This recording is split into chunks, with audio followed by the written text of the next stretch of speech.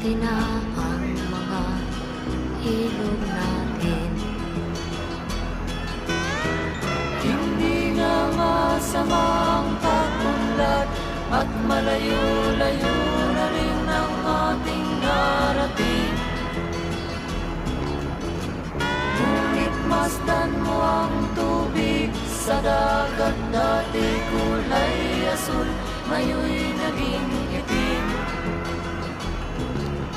Ang mga duming ating ikinalat sa hangin, sa langit, huwag na nating paabutin. Upang kung tayo'y pumanaw man sa sariwang hangin, sa langit natin matitikman. Mayroon lang akong